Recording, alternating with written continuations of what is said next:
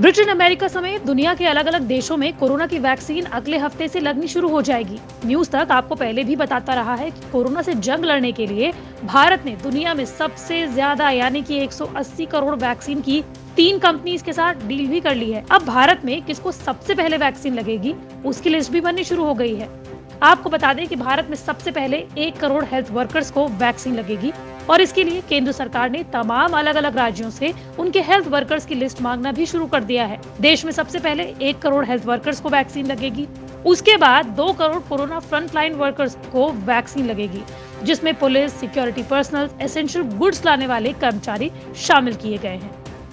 इसी बीच दिल्ली सरकार ने कोरोना वैक्सीनेशन के लिए हेल्थ केयर वर्कर्स का एनरोलमेंट शुरू कर दिया है। दिल्ली सरकार ने सभी हेल्थ केयर फैसिलिटीज, जिसमें institutions, nursing home, OPD, clinic शामिल हैं, को अपने हेल्थ केयर वर्कर्स के नाम वैक्सीनेशन के लिए भेजने को कहा है।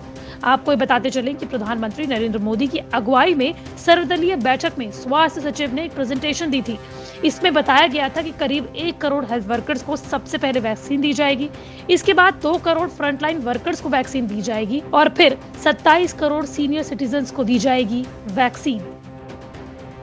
कोरोना के लिए तैयार किए गए वैक्सीनेशन प्रोग्राम की रूपरेखा में सरकार ने हेल्थ वर्कर्स के बाद सबसे पहले रखा है 50 साल से ज्यादा नागरिकों को। हालांकि जिन्हें 2 या उससे ज्यादा बीमारियां हैं, वो भी 50 साल से कम उम्र के हैं, उनको भी वैक्सीन दी जाएगी। इस कैटेगरी को लेकर चर्चा पहले से चल रही थी। अब तक सरकारी अधिकारी यही कह रहे थे कि इसमें सीनियर सिटीजन शामिल होंगे। संभावना थी कि इसमें 65 साल से ज्यादा उम्र वाले लोग होंगे, यानी चौथी कैटेगरी में वो शामिल होंगे जिनकी उम्र या तो 50 साल से ज्यादा है या फिर वो हाइपरटेंशन, डायबिटीज या सांस की तकलीफों जैसी 2 या उससे ज्यादा बीमारियों से ग्रस्त हैं और वो 50 साल से कम उम्र के हैं, तो उन्हें भी वैक्सीनेशन दी जाएगी। इस बार इन चारों कैटेगरीज के लोगों को टीका लग जाएगा, फिर आम जनता के लिए वैक्सीन को उपलब्ध कराया जाएगा। सरकार का तर्क है कि सबसे पहले उन्हीं को वैक्सीन दी जाएगी जो सबसे ज्यादा कोरोना के खतरे में जी रहे हैं या फिर उनके लिए कोरोना घातक हो सकता है। स्वास्थ्य मंत्रालय के डेटा के मुताबिक देश में कोविड-19 से हुई 53% मौतें 60 साल या उससे ज्यादा उम्र वाले मरीजों के बीच हुई। 45% मृतकों की उम्र 45 से 60 साल के उम्र के बीच की थी, जबकि 26 से 44 साल की उम्र में कोविड से मरने वालों की संख्या रही 10%।